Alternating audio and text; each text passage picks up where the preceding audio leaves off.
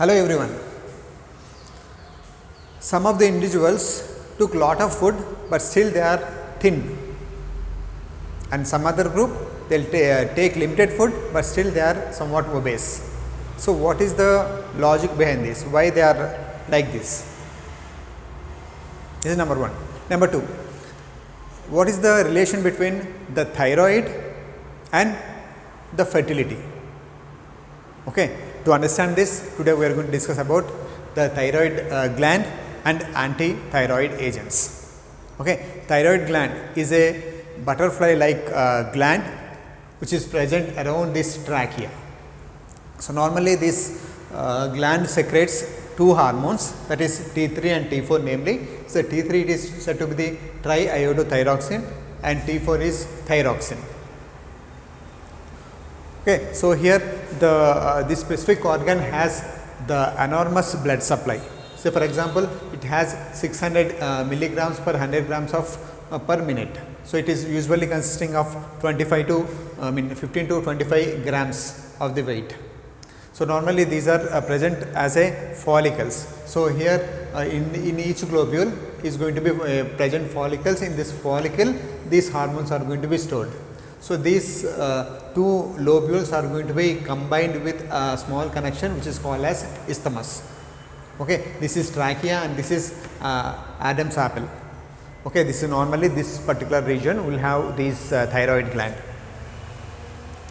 Okay. So, here it's considered follicle cells are responsible for the thyroid hormone and parafollicle cells which are responsible for the calcitonin as another hormone which is secreted by this particular organ. Okay. So, this is hypothyroidism. So, normally the concentration of the thyroid thyroxine is going to be regulated by the negative feedback mechanism. So, normally what happens? So, here hypothalamus is the supreme gland is going to be has the control over all this process. So, hypothalamus releases the thyroid releasing hormone. So, this thyroid releasing hormone work on the anterior pituitary gland and secretes the specific hormone called as thyroid stimulating hormone. This thyroid stimulating hormone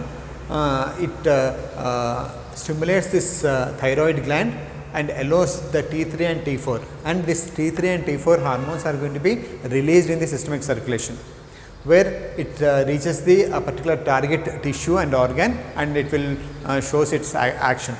So, normally these are lipid insoluble. So, it does not require any receptor to enter the cell. So, it will directly enter into the intracellular. So, here intracellular it bind with intracellular receptors and is translocated into the nucleus, where is going to be allow the proliferation of a specific protein which is required for the growth and all the development. Okay. So, if you see this a Graves disease is the disease which is caused due to the increased iodine thyroxine. So, here that is because the thyroid stimulating antibodies are going to be developed in these particular individuals. So, here because of the autoimmunity, so these cells are going to be get destroyed and there will be a stimulation of the antibodies. So, resulting of that these are going to be thyroid stimulating antibodies will continuously stimulating this anterior pituitary gland for the releasing of the thyroid stimulating hormone that causes the excess production of the T3 and T4, that obviously enhances the size of this organ, that is called as goiter at the same time. So, here excess of this here the negative feedback mechanism is not going to be work because, so here thyroid stimulating antibodies doesn't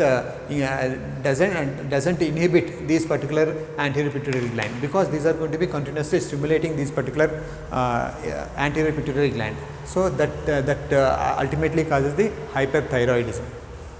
So, normally, here normally we will take iodine. So, daily requirement is some 500 micrograms which will get from the seafood, milk, vegetables and various food source. Then these iodine is going to be trapped in follicles as iodide, and these can be freely transported or by binding to particular plasma protein. So, here these thyroxines are going to be metabolized by the 5-deoxyiodinases the specific enzyme which will destroy this T3 and T4 and is going to be eliminated from the urine. So, here two conditions we have to see, that hyper and hypo. So, hypo, which causes the cretinism and myxedema. So, cretinism normally seen in the children. So, here pot like belly is one of the symptom for this cretinism.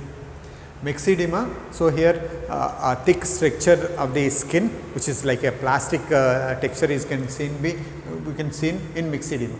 Hyperthyroidism, example Graves' disease and goiter.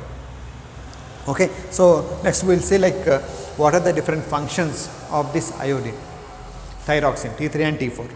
So, here functions of the thyroid hormone, growth and tissue development. So, normally because of the lack of iodine, okay, so there will be mental retardation and inhibition of the physical growth is going to be take place. So, here T3 and T4 plays a vital role in the growth and development of various tissues and organs, including CNS.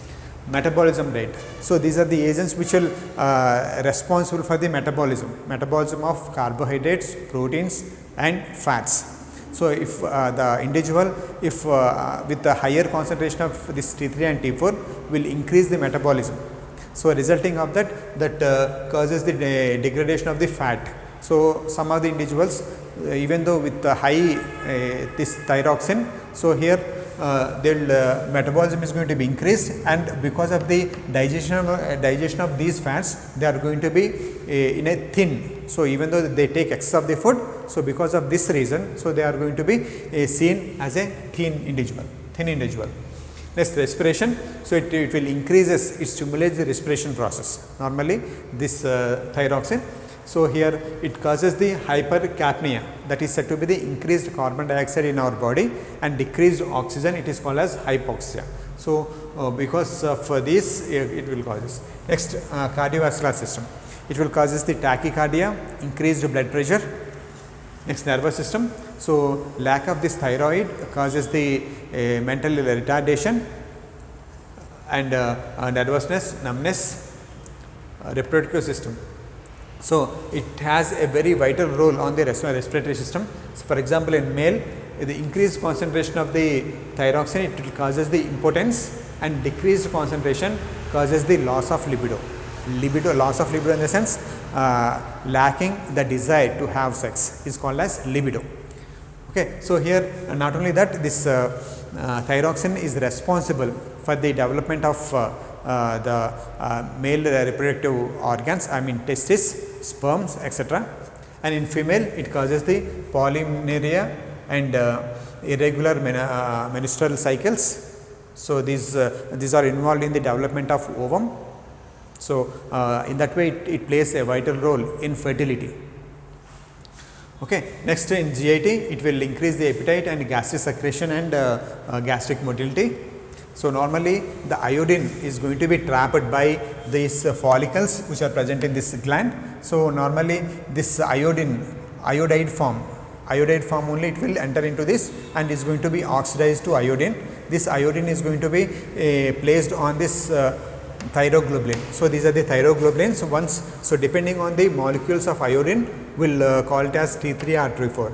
So, for example, it will form dimer and monomer of this. So, if one dimer and one monomer together we will call it as T3, and two dimers it is called as T4. So, this is how these T3, T4 are going to be synthesized. I mean to say, depending on the iodine molecules present on this thyroglobulin, so we will call it as T3 and T4. So, next we will see like what are the drugs that act as a anti-thyroid agents and how its work. First, anti-thyroid agents, the inhibition of the thyroid synthesis. Thyroid synthesis is going to be inhibited by the propylthiourea, methomazole and carbimazole. So, these are the agents which will inhibit the formation of this T3 and T4, thereby the iodine concentration, the thyroxine concentration can be decreased. Next, ionic inhibitors. These are the agents, normally there will be symport of the sodium and iodine together into the cell. So, normally we will use government of India will add this salts and iodine, iodized salts. So, why? Because there is a correlation between the sodium and iodine. So, there is a symport in the sense sodium and iodine at a time it will enter into this. So, there is a symport of this. So, here ionic inhibitors. So, normally these are going to be inhibit this import of the sodium and iodine by the perchlorothiocyanate and nitrates. So, these are going to be agents which will inhibit this import of sodium and iodine. So, in that way the synthesis of the iodine can be decreased. Next, inhibitors inhibit hormone release. So, here the normally there is a negative feedback mechanism. If you have the excess concentration of the iodine in the systemic circulation, obviously there will be negative feedback mechanism will not release this thyroid stimulating hormone. So, hence the thyroxine are not going to be released. So, we use this methodology, inhibition of the hormone release. So, we use the iodides of the sodium and potassium and organic iodides to for the negative feedback of the anterior pituitary gland. So, this is the way we can decrease the thyroxine secretion. Next, last but not least, that by the destroying the thyroid tissue. So, normally these thyroid cells are responsible for the secreting of the T3 and T4. So, normally we will give some radioisotopes of iodine, iodine 131, iodine 125 and iodine 123. So, these has the capability of producing alpha and beta and gamma rays, which effectively destroy these the cells which is responsible for the secreting of this iodine, thyroxine. Okay. So, hence the concentration of the iodine can be decreased. So, this is how we can control the release of the iodine. Okay. Hope this video is useful. Thank you.